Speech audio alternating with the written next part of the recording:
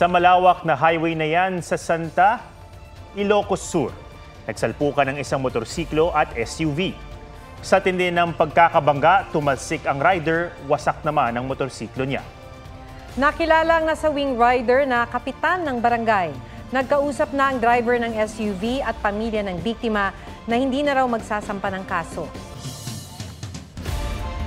Sarili daw inisyatibo ni Senator Cheese Escudero na kunin ang pinakamataas na pwesto sa Senado. Wala raw kinalaman ng palasyo sa Rigodon. Si Senador Bato de la Rosa naman na sinaluduhan at pinasalamatan pa ni Senador Mig Zubiri kahapon, kasama pala sa mga pumirma para palitan siya. May report si Mav Gonzalez. Naiyak si Senator Bato de la Rosa sa gitna ng valedictory speech ni Senator Juan Miguel Zubiri kahapon. Kabilang si de la Rosa sa mga senador na pinasalamatan ni Zubiri dahil sa pagsuporta sa kanya. To Bato de la Rosa, who stuck it out with me till the very end. Sir, I salute you, sir. Bago ang sesyon, niyakap pa ni de la Rosa ang asawa ni Zubiri. Pero ang pag-iyak ni de la Rosa, hindi pala dahil sa pagbaba ni Zubiri bilang Pangulo ng Senado. Ang gusto ko sabihin kay Mix doon is, sorry boss, I failed to win the war for you. Ang kanyang mission sa akin is talagang i-secure yung aking partido, yung PDP na patuloy na magsuporta sa kanya. Isa si de la Rosa sa 15 senador na pumirma sa resolusyon sa pagpapalit ng liderato ng Senado. Kung kahapon ako po ay heartbroken, then po ako ay dumbfounded. Talagang hindi ko magets. At least alam niya na dinipensahan ko siya bilang isang chairman ng committee. Bago magsimula ang sesyon kanina, nilapitan ni de la Rosa si Zubiri. Hindi ko pa ma-process yung pangyayari. So sabi ko sa kanya, give me time, hinakap mo pa yung asawa ko. Kahapon, sinabi ni Zubiri na nabigo siyang makasunod sa utos ng mga nasa kapangyarihan. Hindi niya binanggit kung sino-sino ang mga ito. Sabi naman ni Senate President Cheese Escudero, sarili niyang inisyatibo na kunin ang posisyon. May mga lumapit daw sa kanya na senador na nagpabatid ng agam-agam kay Zubiri. Nakipagkita rin daw siya sa ilang kongresista noong nakaraang Miyerkules para sa birthday ng ilang congressmen. Pero it was an open and public gathering. Walang pakialam ang Kamara sa leadership change at gayon din mga komite ng Senado. Sinimulan daw niyang mangampanya sa mga kapwa-senador ng Huwebes. Noong araw ng Linggo, may 13 boto na siya.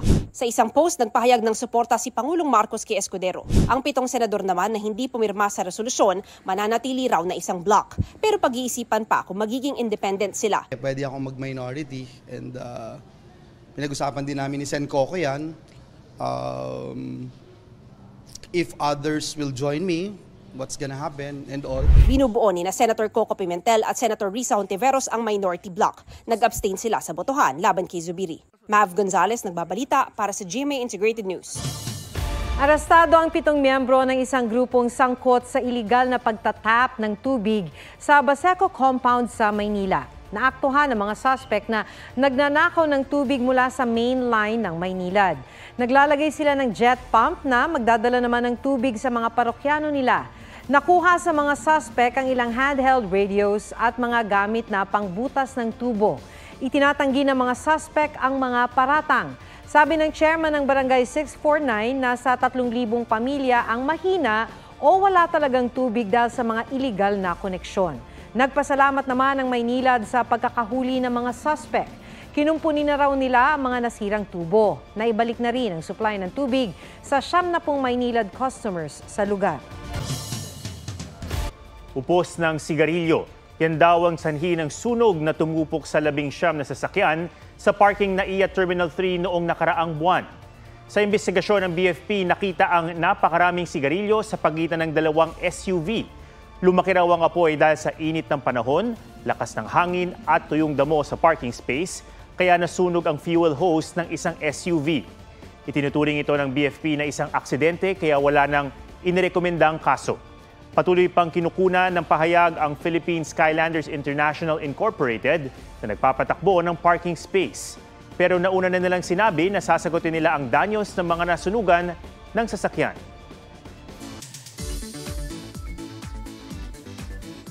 Nauwi sa gulo ang palarong basketball sa Cagayan de Oro City. Yan at iba pa sa Spot Report ni Mark Salazar. Sa tulakan at suntukan na uwi ang awarding ceremony ng basketball game sa Cagayan de Oro City. Nagsimula ang gulo nang magsuntukan ang dalawang manlalaro dahil sa paninikuraw ng isa sa kanila. Hanggang makisali na rin ang ibang players. Naawat lang ang gulo nang dumating na ang mga pulis. Nagkaareglo na sa barangay ang magkabilang panig. Pero banned na sa liga ng barangay ang kupunan na nagsimula ng gulo. Sa Bacolod City naman, huli kam ang lalaking yan na nasa ibabaw ng pader. Iniaabot niya sa kanyang kasama ang hawak niyang bakal.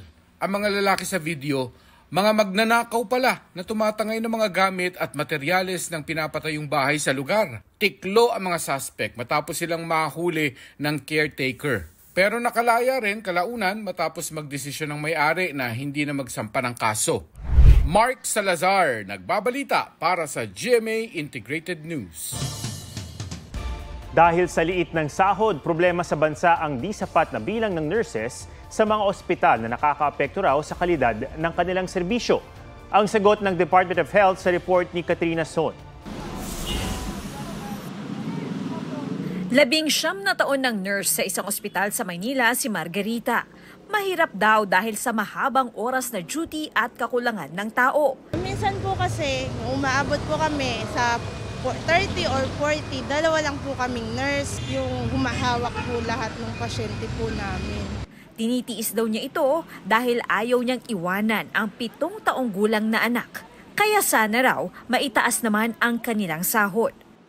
Para po mas mabigay po namin yung mga pangangailangan po ng pamilya o anak po namin. Si Maricel, 9 na taon ng nurse. Nag-aayos na ng dokumento para makapag-abroad. US po sana para mas maganda buhay. Kahit ano raw kasing gawin dito, mahihirapang pagkasyahin ang sahod. Ang ending, kaliwat ka ng load.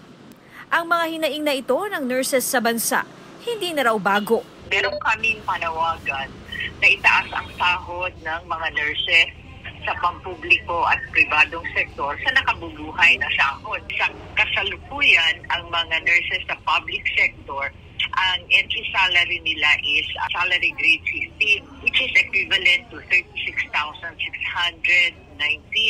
Pero hindi raw lahat ng nurses sa pampublikong sektor ang nakatatanggap nito. Yung lang DOH-accredited hospitals. Marami umanong nurses sa probinsya at sa LGUs na may mas mababang sahod. Marami rin ang contractual pa. Isa rin sa hirap dahil sa maliit na sahod ay nurses sa pribadong sektor. Talagang napakatindi ng understaffing kung kaya't nalalagay sa alanganin yung kalidad ng serbisyo. Ang mga hinaing ng nurses natin hindi raw isinasantabi ng Department of Health. Bukas sa cabinet meeting, isa raw sa pag-uusapan ng mga benepisyo na dapat natatanggap ng mga nurse sa bansa. Una, pabahay. Pangalawa, yung career or educational plans. So nag-allocate kami ng pera together para mag-improve nila yung kanilang professional life. And the third, pati other benefits like magkakaroon na tayo ng health insurance para sa kanila aside from PhilHealth. I-announce ito soon. Katrina Son, nagbabalita para sa GMA Integrated News. Iniimbestigahan ng LTFRB ang umunoy sobra-sobrang paniningil ng isang taxi driver sa Cebu City. Reklamo ng balikbayang pasahero nito, mahigit 350 pesos ang flag down rate ng taxi. Galing daw siya noon sa Cebu City Pier area at papuntang Mactan Cebu International Airport para lumipad pabalik ng Norway. Pagdating sa airport, siningil daw siya ng 600 pesos. 45 pesos lang ang itinakdang flag down rate sa mga taxi. Ipatatawag ng LTFRB ang taxi driver at operator. I-inspeksyonin din ang sasakyan.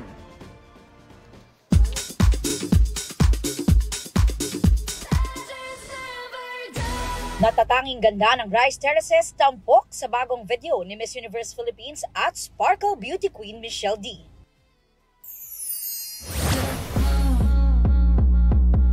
Dance and lifestyle creator Nayana Guerrero nakipagsabayan ng galing sa American pop singer na si Meghan Trainor sa latest TikTok entry.